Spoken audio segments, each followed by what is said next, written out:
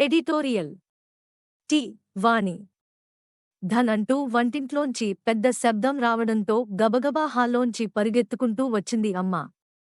తన చిన్ని చిన్ని చేతులతో పాలగిన్నెను మోయలేక అందులోని పాలను నేలపై ఒలకబోసి బిక్కమొహం వేసుకుని 5 ఏళ్ల బుజ్జిగాడు అమ్మ కొడుతుందేమో అన్న భయంతో అక్కడ నిల్చుని ఉన్నాడు. నీకు హెల్ప్ చేద్దామని తన తప్పేమీ లేదన్నట్లు పైనుంచి సంజాయిషీ ఇచ్చాడు. నేలపాలైన బోలెడు పాలను చూసిన తల్లి 10 మర్డర్లు చేసేసినట్లు వాడిపై రంకెలు వెయ్యలేదు, ఆస్తంతా తగలబెట్టినట్లు తల బాదుకోలేదు.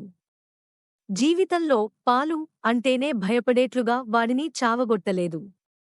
పైనుంచి ఎంతో సంతోషంగా, ఓ మై గాడ్, పాలసముద్రం చూడు ఎంత బాగుందో, ఇంతవరకు ఇలాంటిది నేనెక్కడా చూడలేదు.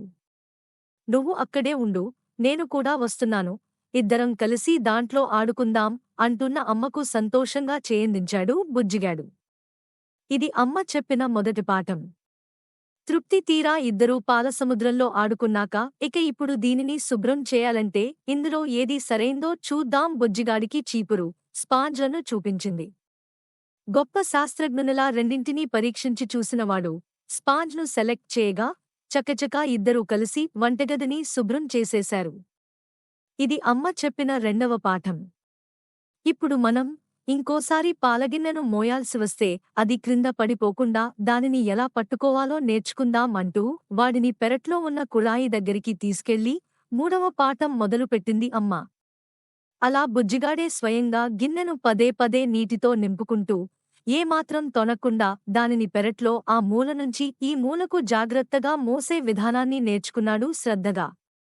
చివరికి గొప్ప విజయాన్ని సాధించినట్లు మిలమిలా మెరిసే కళ్లతో అమ్మవైపు చూశాడు నవ్వుతూ.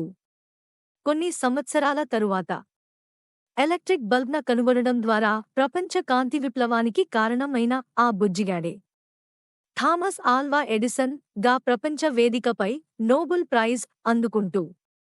ఈ నా విజయానికి కారణం మా అమ్మే. చిన్నప్పుడు నేను చేసే పొరపాట్ల ద్వారా అమ్మ నాకు ఎన్నో పాఠాలు నేర్పింది.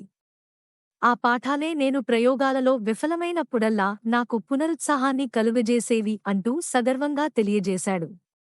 ఆత్మజ్ఞానులైన అమ్మలందరికీ జేజేలు.